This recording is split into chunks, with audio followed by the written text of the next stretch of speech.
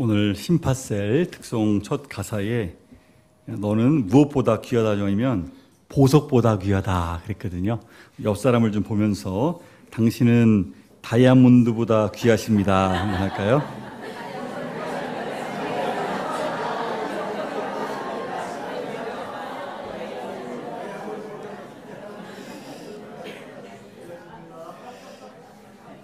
오늘은 무슨 날일까요? 오늘은 성령 강림주일입니다. 오늘은 특별한 주일입니다. 예수님이 부활하신 지 50일째 되는 날 오순절 마가의 다락방에 함께 모여 기도하던 성도들, 제자들에게 성령이 강력하게 임하셨습니다. 이날이 하나님의 구원 역사가 전 세계적으로 이제 펼쳐진 날이기도 하고 교회의 탄생일이라고도 볼 수가 있습니다. 구약시대 때는 특별한 사람 그리고 특별한 장소에 하나님이 임재하셨어요. 구별된 곳, 성전이라든지 또 제사장에게 그리고 선지자에게 왕에게 하나님께서 임재하셨습니다. 그런데 오늘 이 성령 강림 사건 이후로 믿는 모든 이들, 예수 그리스도를 구세주로 믿는 모든 이들에게 성령이 임하셨습니다. 너무나 특별한 은혜지요. 이 오순절을 다른 말로 하면 77절이라고도 부릅니다. 77절. 먼저는 하나님이 지키라고 하신 명절 크게 세 가지가 있었는데 첫 번째가 유월절이었죠. 애굽 생활에서 노예 생활을 400년 가까이 하던 이스라엘 백성들을 모세를 통해서 이들을 건져내셨는데 마지막 유월절 사건을 이들이 경험을 합니다. 죽음의 천사가 와서 모든 처음 난 것들을 다 죽이는데 어린 양의 피를 문지방과 문에 바른 이 이스라엘 백성들 집만 지나가는 것입니다. 그래서 유월했다라고 유월 지나갔다라는 뜻이거든요. 네, 그래서 이날을 기념해서 하나님께서 너희가 명절을 만들고 절기를 지켜라라고 말씀하십니다. 그리고 두 번째 절기가 바로 이 77절입니다. 오순절이라고도 부르는데요. 7 뭡니까? 곱하면 49죠. 네, 7번씩 7 안식일을 지나면 그 다음 날이 바로 오순절인데 그날을 기념해서 정말 하나님께서 우리를 이렇게 건져주셨다라는 것을 하나님 앞에 감사하면서 하나님께 절기를 지키는데 특별히 이날은 십계명을 받은 날입니다. 모세가 시내산에 올라가서 하나님의 말씀, 율법을 받은 날이 바로 이 오순절입니다. 신약시대에 와서 우리는 영적인 출애굽을 한 사람들입니다. 하나님께서 우리를 건져주셨죠. 어디서요? 죄악 가운데서, 사망 가운데서, 세상 가운데서 우리를 건져내 주셨습니다. 교회라고 하는 말을 좀 어려운 헬라어 말로 하면 에클레시아라는 말인데 이것은 우리를 죄악에서, 세상에서 건져내었다, 부름받은 사람들이다 라는 뜻입니다. 하나님께서 우리를 건져내신 것입니다. 내가 노력해서가 아니라 내 공로가 아니라 내 어떤 행위가 아니라 하나님의 은혜로 우리를 건져내어 주신 것입니다. 이 놀라운 은혜를 기념하며 우리가 유월절을 영적인 의미로 해석할 뿐만 아니라 이 77절은 특별히 성령이 강림하신 날이죠. 예수님께서 유월절 어린 양이 되셔서 보혈을 흘리셨습니다. 그리고 구약에 예언되어 있던 말씀들을 성취하셨습니다. 그리고 이 오순절 날에 마치 모세가 시내산에 올라가서 율법을 받은 것처럼 이제는 모든 사람의 마음에 성령이 부어지는 것입니다. 이제는 눈에 보이는 십계명, 그냥 율법이 아니라 돌판에 새겨진 율법이 아니라 우리 마음판이 새 언약에 새겨지는 것입니다.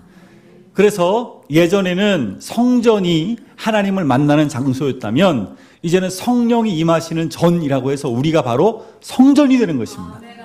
우리 한 사람 한 사람들이 하나님을 만나는 하나님의 임재의 처소요 성령이 거하시는 전인 것입니다.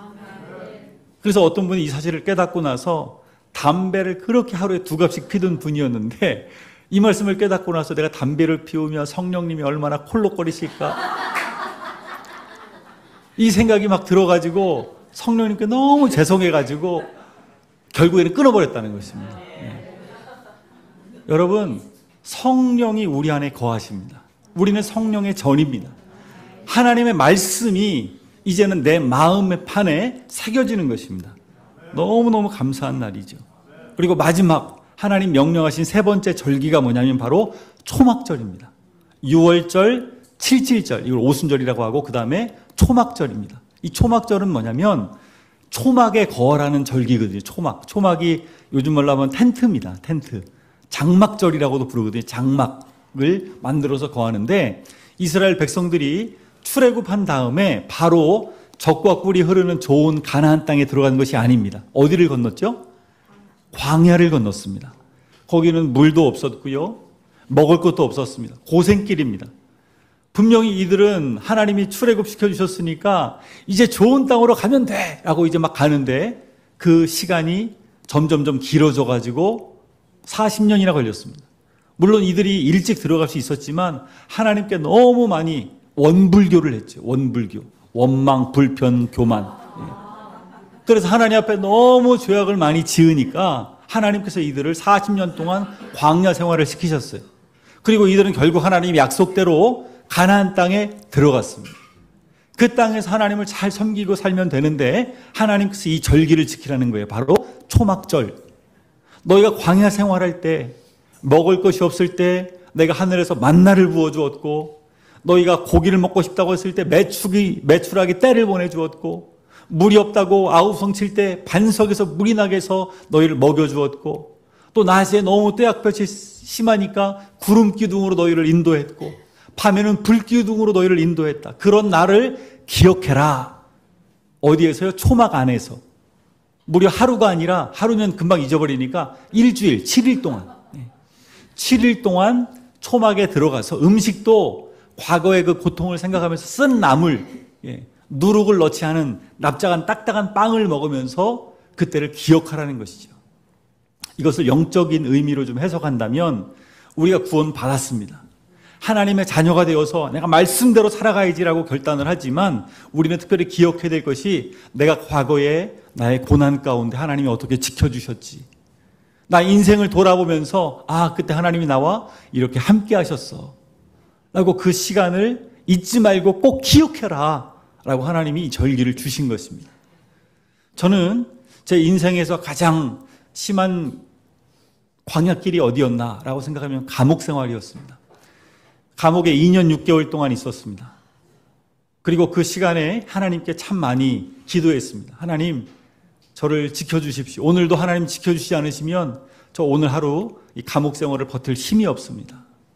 하나님께 매일 아침마다 간구했고 하나님께 매일마다 하나님 저를 힘 주시고 능력 주시고 도와주십시오 라고 중국 감옥, 말도 통하지 않으니까 혼자서 하나님 앞에 엎드려 기도했던 적이 많았습니다. 그렇게 하나님께 기도하면서 하나님께 대화하고 하나님께 서원도 하고 하나님께 참 그때 약속도 많이 했던 것 같아요. 하나님 저를 이곳에서 빨리 나가게 해주시면 제가 하나님을 더 잘 섬기겠습니다. 이런 하나님께 굉장히 많은 약속도 드렸던 것 같아요. 그리고 감옥에서 나온 지 제가 5년이 지났습니다. 벌써 순식간에 5년이 지났어요. 그런데 하나님이 저에게 말씀하시는 것 같아요. 제가 출애굽기서 말씀을 볼 때마다 특별히 이 초막절을 볼 때마다 너는 잊지 말아라. 너의 광야 생활 가운데 내가 너를 어떻게 인도했는지 너는 절대로 그 사실을 잊지 말고 기억했으면 좋겠다라고 하나님 말씀하시는 것 같아요. 여러분들 가운데 우리 북에서 오신 분들도 있습니다. 힘들게 두만강 압록강을 건너왔고 그리고 중국 땅에 나와서도 많은 아픔들이 있었습니다. 그리고 정말로 힘든 길을 거쳐서 결국에는 대한민국에 들어왔습니다. 이제는 신분도 얻었고 이제는 살 집도 생겼고 많은 것들을 편안하게 누릴 수 있게 되었습니다. 그런데 하나님이 말씀하시는 거예요. 너 그때 힘들고 어려웠을 때를 잊지 말아라.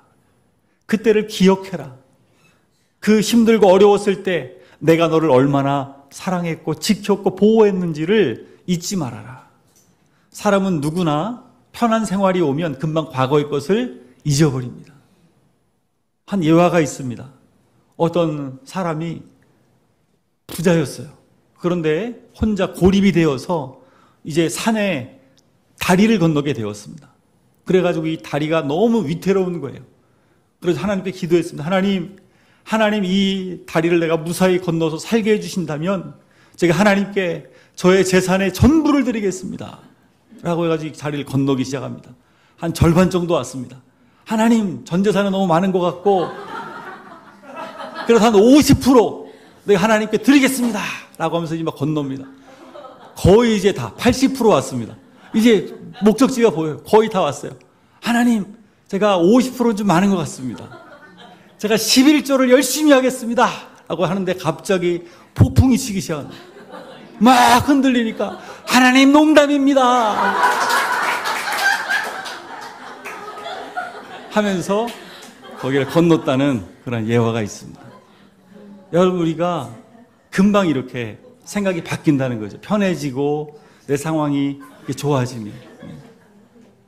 라오디게아에 하나님께서 말씀하시는 내용이 뭐냐면 너희가 정말로 힘들었을 때, 고난당했을 때, 순교의 그 때를, 박해의 때를 지나서 지금 편하고 쉬운 생활 가운데 있으니까 너무나 뜨겁지도 않고 차갑지도 않다. 너무나 미지근해졌다라고 말씀하시는 경고의 말씀을 듣습니다.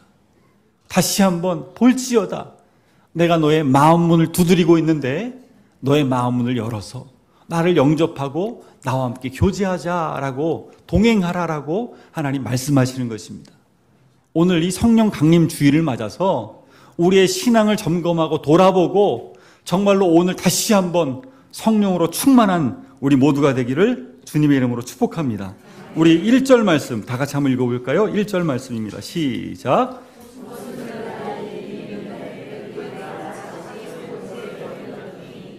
아멘. 오순절날이 이미 이름에 마침내 오순절날이 되었다는 것입니다. 예수님은 승천하셔서 하늘로 올리워 가셨습니다. 이 제자들은 여전히 두려움이 많았습니다. 어찌할 줄 몰랐습니다. 그렇지만 예수님 말씀하셨거든요. 너희들 1장에 보니까 4절에 예루살렘을 떠나지 말고 내게서 들은 바 아버지께서 약속하신 것, 그것이 있는데 그것이 바로 성령인데 너희가 그것을 기다려라.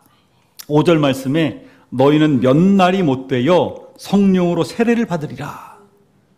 예수님께서 40일 동안 부활하시고 안식 후 첫날 부활하셔서 40일 동안 제자들에게 수시로 나타나셔서 하나님의 여러 가지 일들을 알려주셨습니다. 하나님 나라의 그 영광에 대해서 제자들이 들었습니다. 너무 기쁘고 감사하고 마음에 평안이 가득했어요. 그런데 아직 부족하다는 거예요. 너희가 몇 날이 못 되어 성령을 받으리라.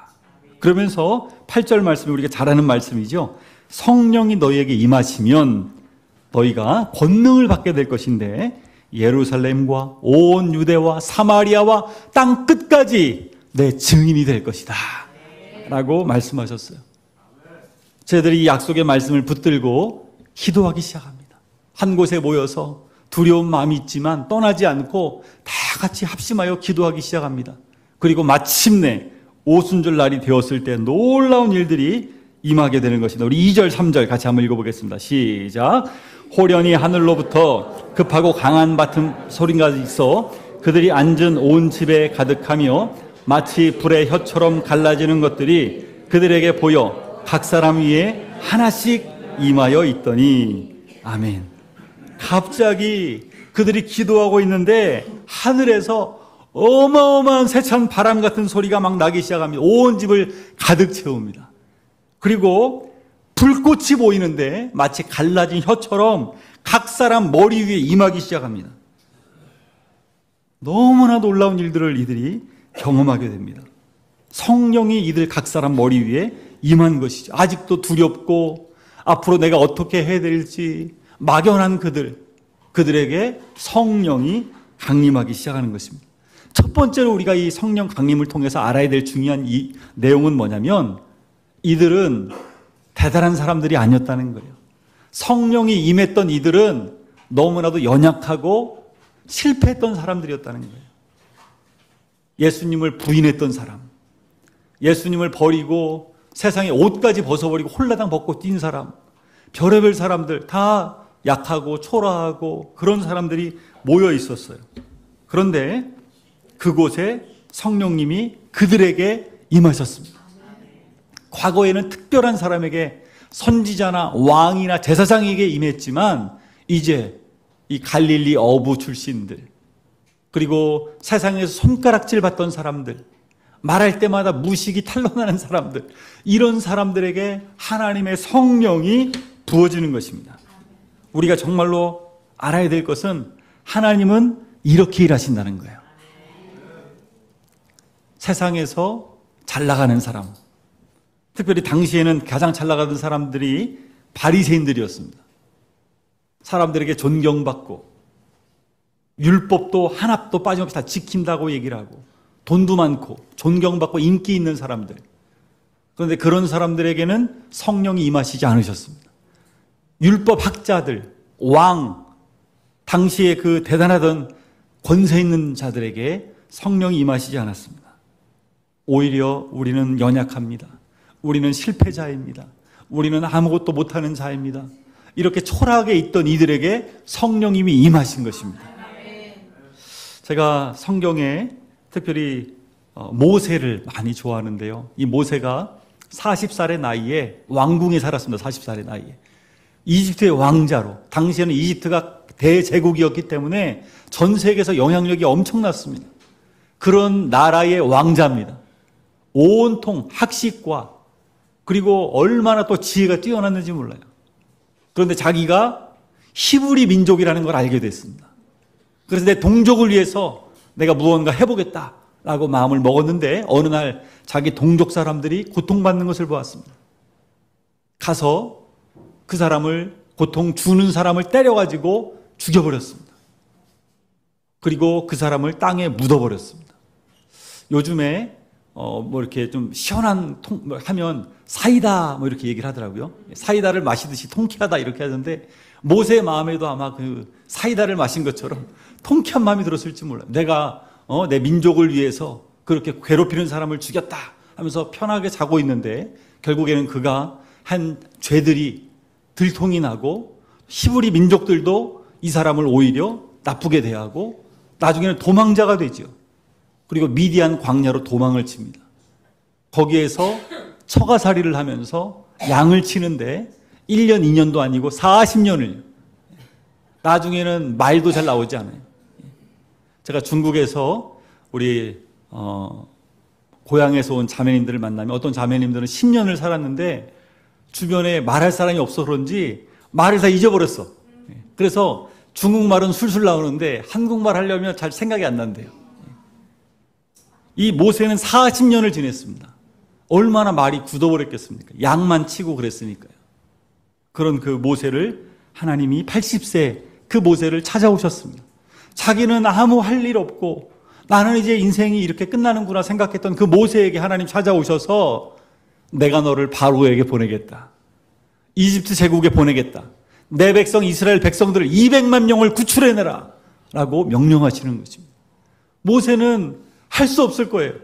그래서 하나님께 솔직히 말하죠. 하나님, 저는 할 수 없습니다. 물이 6번이나요. 나는 할 수 없습니다. 라고 말을 합니다. 그런데 하나님께서 그런 모세를 결국에는 사용하셔서 이스라엘 백성들을 200만 명이나 출애굽시키는 놀라운 사람으로 사용하시는 것을 볼 수 있습니다. 또 다른 사람, 기드온이라는 사람이 있죠. 이 기드온은요, 포도즙을 짜는 틀에서 밀 아십니까? 네, 밀을 까고 있었습니다.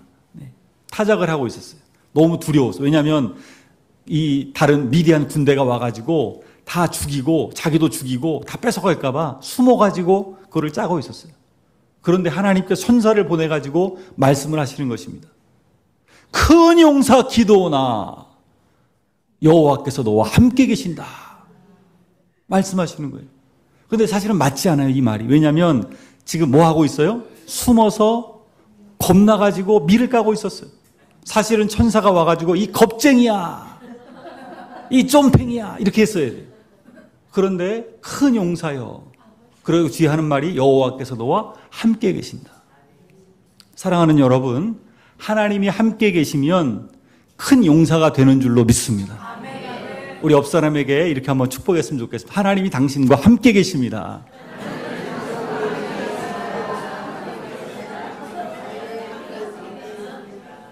모세도 하나님 저 할 수 없습니다 할 때 내가 너와 함께하리라. 기드온도 저는 겁쟁이고 할 수 있는 게 없습니다 할 때 내가 너와 함께하리라. 자사들도 마찬가지예요. 우리가 뭘 하겠습니까 했는데 성령이 임하시자 그들이 달라지기 시작합니다. 연약하고 초라한 사람들을 하나님 사용하시는 것이죠. 첫 번째 이들에게 달라진 변화가 있습니다. 그게 뭐냐면 4절입니다. 4절 같이 한번 읽어보겠습니다. 시작. 그들이 다 성령의 충만함을 받고 성령이 말하게 하심을 따라 다른 언어들로 말하기를 시작하니라. 아멘. 제자들이 몇 명이 아니라 전부 다 성령의 충만함을 받았습니다. 그리고 성령이 말하게 하심을 따라 다른 언어들로 말하기 시작했어요. 그들은 그 언어를 배운 적도 없었어요. 그들은 많이 못 배운 사람들이었어요. 고기 잡는 데는 선수였지만 글을 읽거나 말을 하는 데는 너무나 서툴렀어요. 말도 사투리가 너무 심했어요. 제주도에 가서 이렇게 말을 하면 우리가 못 알아듣는 말이 많습니다. 얼마 전에 어떤 드라마가 있었는데 폭삭 속았수다 이렇게 제목이 있더라고요. 나는 그래서 처음에 많이 속았나? 이런 제목인 줄 알았어요. 알고 보니까 너무 수고했습니다 라는 단어라고 하더라고요. 저는 전혀 몰랐어요. 예. 어느 분이 저한테 그 드라마가 좋다고 해서 제가 보려고 검색을 하는데 기억이 안 나가지고 폭삭 망했습니다 이렇게 검색을 했더니 안 나오는 거예요. 예, 전혀 다른 뜻이었던 거죠. 네.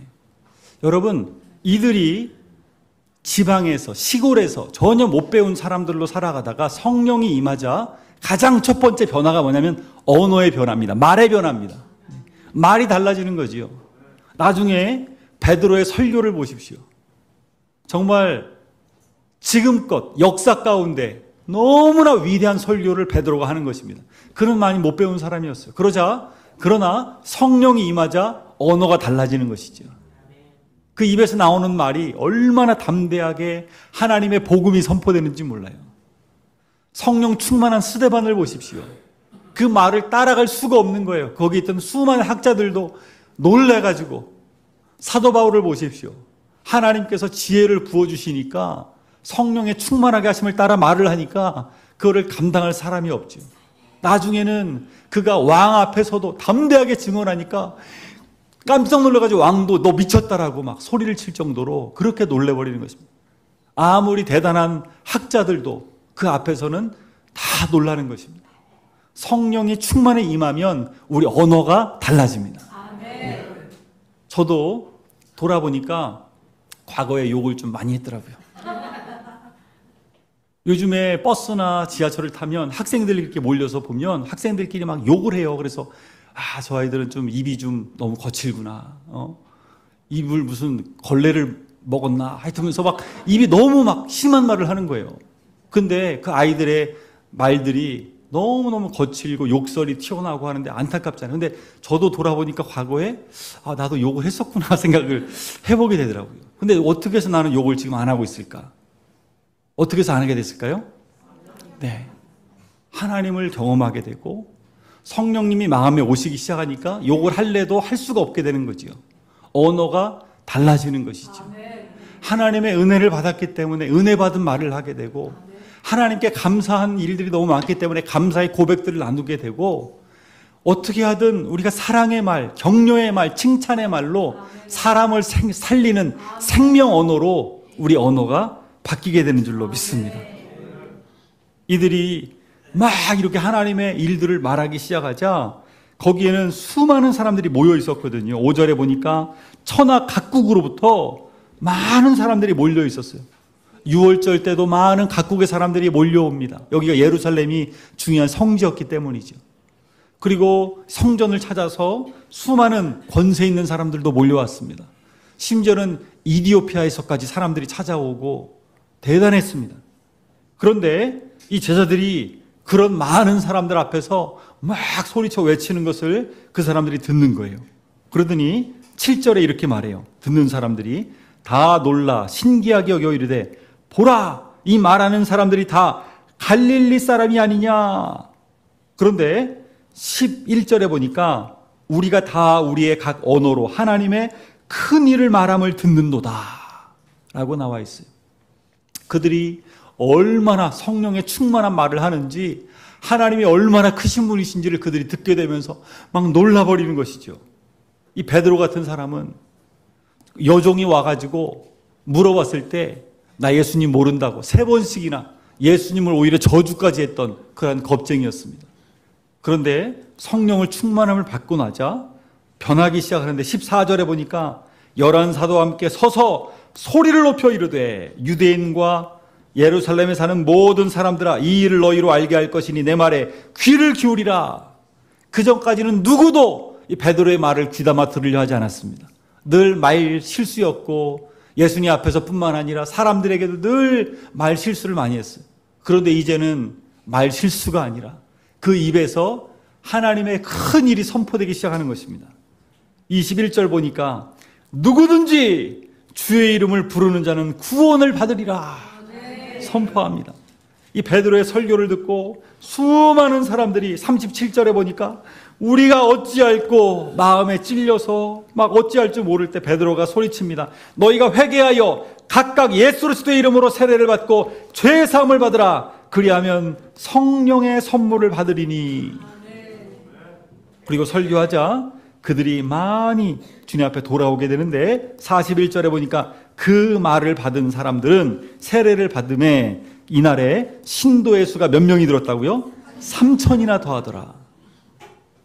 그전에는 여종 앞에서도 나 예수님 모른다고 부인했던 그런 베드로의 입술이 이제는 변화되어서 수많은 사람들 앞에서 담대하게 선포하는 자로, 그의 말을 듣고 수많은 사람들이 회개하고 돌아오는데 3,000명이 결신하고 하나님 앞에 돌아오는 놀라운 역사의 말로 바뀌어지는 것입니다. 성령님은 오늘도 우리의 입술을 만지십니다. 마치 이사야의 입술을 변화시키시고 예레미야의 입술을 변화시켰던 것처럼 베드로의 말을 바꾸었던 것처럼 우리의 언어도 하나님께서 바꾸어 주십니다. 성령이 임하시면요, 우리의 말로 가정이 살아납니다.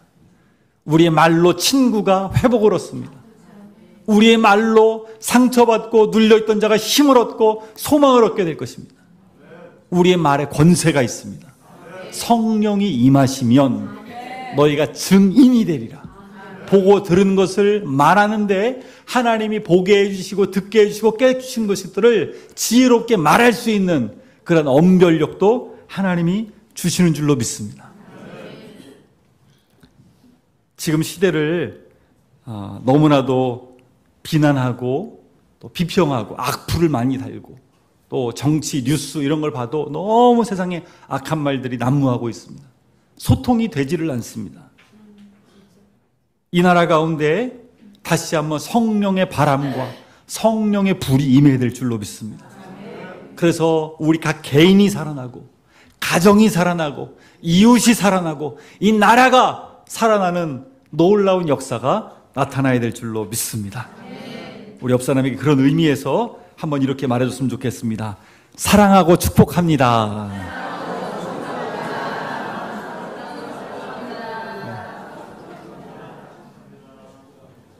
성령 충만 받은 사람은요, 억지로 하는 게 아닙니다.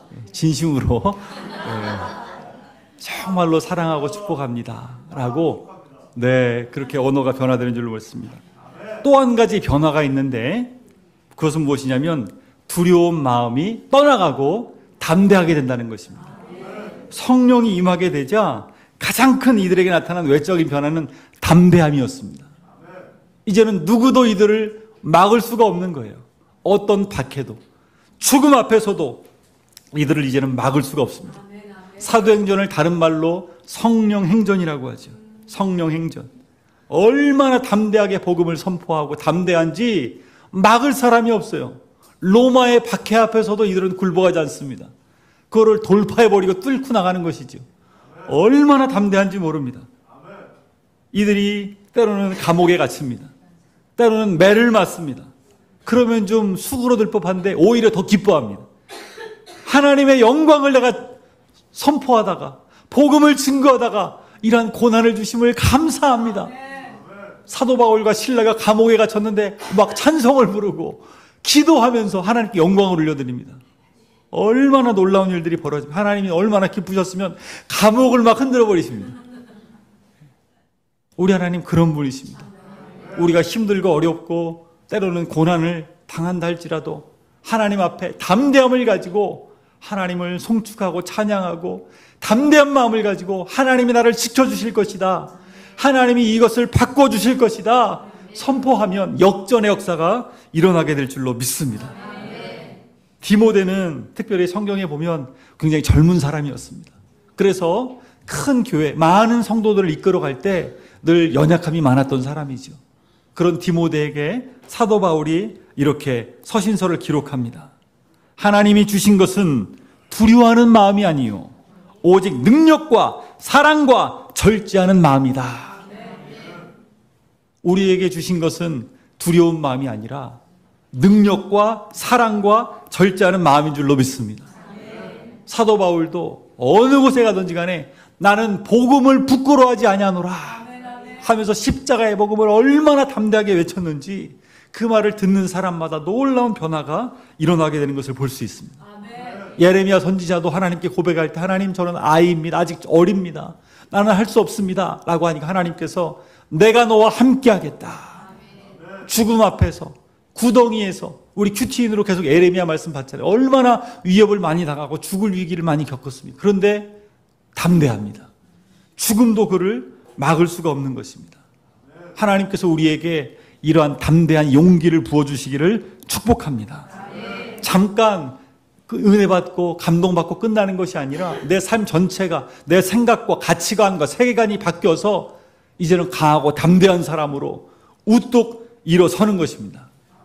아직도 내가 여전히 여러 가지가 부족한 것이 있어도 현실 때문에 움츠러들지 않고 성령님 앞에 정말로 우리가 나아가서 기도하면서 매일 성령 충만함을 구하는 것입니다. 아침에 눈을 뜰 때도 하나님 저에게 성령의 충만함을 주옵소서 라고 아침에 기도하고 하나님 내 마음에 두려움이 온다면 이 두려움은 떠나갈지어다 선포하고 성령의 능력으로 충만하게 하여 주옵소서. 내가 누가 미우면 하나님이 미움도 떠나게 해주시고 하나님 내가 이 마음에 욕심이 들어오면 욕심도 떠나게 해주시고 주님 나를 새롭게 하여 주옵소서. 성령의 9가지 열매가 맺히게 하여 주시고 성령의 은사들이 부어지게 하시고 성령의 능력으로 말미암아 복음을 담대하게 선포할 수 있는 담대한 사람 될 수 있도록 도와달라고 우리가 선포하며 나아가야 될 줄로 믿습니다. 마태복음에 예수님이 이런 예화를 들려주십니다. 아들이 떡을 달라고 하는데 돌을 줄 아버지가 어디 있느냐. 아들이 생선을 달라고 하는데 뱀을 줄 아버지가 어디 있느냐. 하물며 너희를 지극히 사랑하시는 하나님 아버지께서 가장 좋은 곳으로 너희에게 주시지 아니하겠느냐 라고 예수님이 간곡하게 말씀하십니다. 그런데 누가복음에는 한 번 더 이 말씀을 하시는데 이렇게 말씀하세요. 너희에게 성령을 주시지 아니하시겠느냐. 가장 좋은 것은 바로 성령입니다. 매일 아침마다 매일 밤마다 하나님 저에게 성령의 충만함을 주시옵소서. 오직 성령의 충만함을 받으라 라고 사도 바울이 말했던 것처럼 그 성령의 충만함을 오늘 특별히 성령 강림 주일을 맞아서 이러한 말씀을 들었사오니 더욱더 성령의 충만함을 간구하며 나의 언어가 변화되고 나의 삶의 두려움은 떠나가고 담대하게 살아갈 수 있도록 도와달라고 성령을 사모하며 하나님 앞에 은혜를 구할 수 있는 우리 모두가 되기를 축복합니다. 특별히 저 북녘 땅에 1907년도 평양 대붕의 역사가 있었습니다. 너무나도 위태로운 때였죠. 1907년도 하면요. 근데 그들이 함께 모여 예배하고 찬양하고 기도할 때 성령이 임했습니다. 그 사건을 경험했던 선교사님들은 마치 건물의 지붕이 뚫려지는 줄 알았다. 산사태가 막 오는 줄 알았대요. 성령이 임하니까요.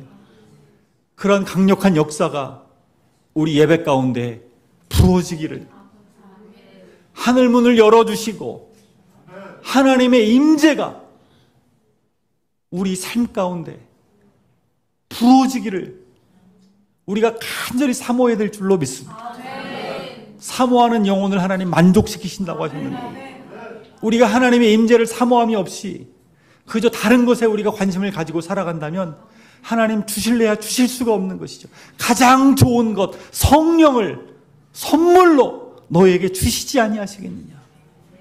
우리가 하나님 앞에 성령의 선물을 충만히 받아 살아갈 수 있는 우리 모두가 되기를 주님의 이름으로 축복합니다. 우리 함께 이 시간 합심하여 기도하며 나아가기를 원합니다. 하나님, 너무나 두려움 많았던 제자들, 너무나 연약하고 예수님을 배반했던 그렇게 겁쟁이들, 그런데 하나님께서 그러한 사람들을 사용하셔서 지금까지 일해 오셨고 지금도 일하시는 줄로 믿습니다. 우리가 많이 배우지 못했고 내 몸이 그렇게 건강하지 못하고 내가 무언가 특출난 것이 없지만 그럼에도 불구하고 하나님을 사모하며 성령의 충만함을 간구하오니 오순절 마가의 다락방에 두려우며 떨면서 기도했던 그 제자들에게 임하셨던 그 성령님, 오늘 우리 예배 가운데 임하여 주옵소서. 우리의 심령 가운데 임하여 주옵소서. 너무나 메말랐습니다. 우리의 언어가 너무나도 사람을 살리는 말이 아니라 부정적인 말, 비판하는 말들이 많아졌습니다. 하나님, 내 입술을 변화시켜 주옵소서. 나의 마음에 걱정, 염려들은 다 떠나게 하여 주시고 담대하게 하여 주시옵소서. 내 힘이 아니라 내가 너와 함께하노라, 내가 너를 붙들고 있노라 라고 말씀하시는 그 하나님의 음성을 듣고 강한 용사로 일어설 수 있게 해달라고 우리 기도했으면 좋겠고요. 저 북한 땅 에스겔 골짜기의 마른 뼈와 같습니다. 하나님의 성령이 부어지자 그 마른 뼈들이 일어나 서는데 극히 큰 군대로 서게 되는 것입니다. 우리 기도할 때 하나님, 북한 땅이 그냥 회복될 뿐만 아니라 영적인 강력한 군사로 마지막 때 쓰임받게 하여 주옵소서. 우리 모두가 함께 연합하여 땅 끝까지 복음을 증거하는 증인으로 쓰임받을 수 있도록 우리 교회를 사용하여 주옵소서. 우리 가정을 사용하여 주옵소서. 하나님, 저에게 성령을 충만하게 부어 주옵소서. 우리 주여 한번 외치고 다 같이 기도하며 나가겠습니다. 주여, 하나님 아버지여, 너무나 두렵고 떨리는 제자들에게 찾아오셔서 가장 좋은 것, 오직 성령이 너에게 임하시면 너희가 권능을 받고 예루살렘과 온 유대와 사마리아와 땅 끝까지 이르러 내 증인들이라 말씀하신 것처럼 주님 앞에 나왔던 하나님, 그 두려움에 떨었던 제자들이 변화되었던 것처럼 하나님, 하늘문을 열어주시고 우리 가운데 임하여 주시옵소서. 우리를 살려주시옵소서. 회복시켜 주옵소서. 우리의 말이 변화되기를 원합니다.